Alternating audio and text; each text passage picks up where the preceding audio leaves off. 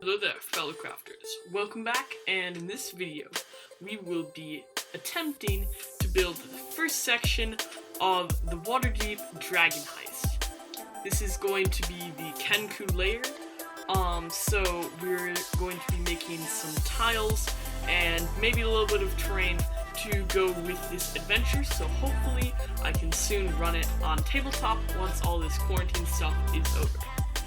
So, I'm not going to keep you for too long, but just please remember, only a small fraction of you guys are actually subscribed to this channel, so please consider subscribing if you appreciate this video. It's free, and you can change your mind at any time. Thanks, let's start the tutorial. Okay, let's start by looking at the first room. It depicts a fairly large room with an outer courtyard, but once I actually measured this out, I realized that it is going to be huge to make as a piece of terrain. So I scratched those measurements and wrote in a bit of a smaller room. But this would turn out to be more of a curse than a blessing in the long run. After that, I made the second smaller room, tracing that out on cardboard, so I can use that for the base for the building tile. I cut that out, and once that was done, I was pretty happy with it. Now, the top floor has a bit of a balcony, and I needed a good way to make that proportional to the bottom floor. So I tried to figure out the percentages, and it just started making some insane decimals. So eventually, I kind of made it work out. I guess. It was just horrible, but eventually I made it work. Next, I cut out 1/2-inch strips.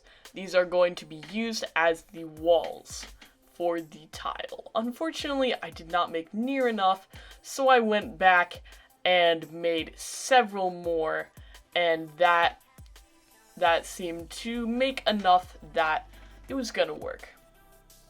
Next, I took 1/4-inch strips and created the interior closet and also 3 other small offices on the second floor.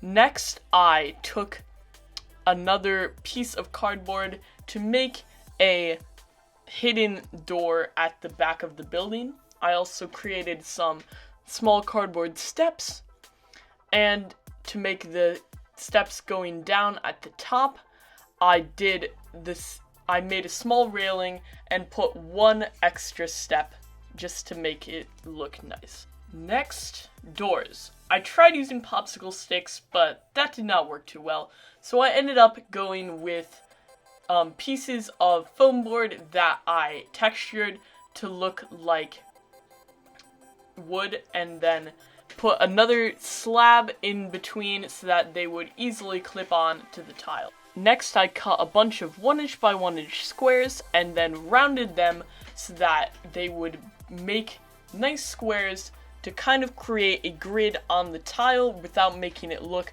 too bad.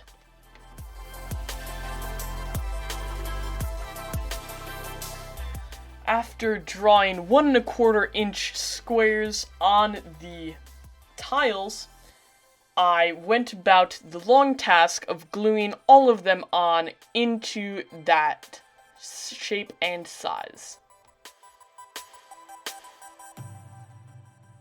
Once I glued those on, they were looking pretty darn nice. They were gonna make a nice way to have a good looking grid on my tiles.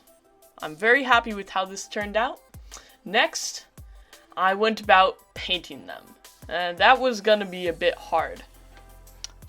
I mixed up some dark gray paint, but it took me a while because of getting in the dark little nooks under the squares. That was just a pain in the neck. Next, I took some really light gray and sponged that on, and once that was done, it was looking pretty great. I'm really excited to field this on the tabletop. This is gonna be great for some nice D&D sessions to run. Next, I took several MDF tables and chairs that I got from a tavern kit, I didn't feel like I needed to paint these since these were already wood. Next, I needed some cobwebs to add on to these. I tried dribbling in hot glue into water, but that did really not look good. So I took some stuffing and thinned that out, and that looked pretty nice on the tables and chairs, making a nice old cobwebby look.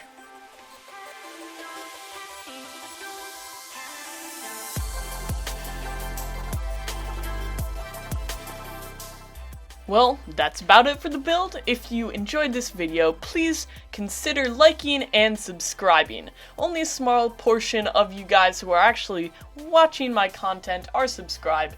So please, if you appreciate this video, consider subscribing. It is free and you can change your mind at any time. Thanks, and as always, happy crafting from the Adventure Craft community.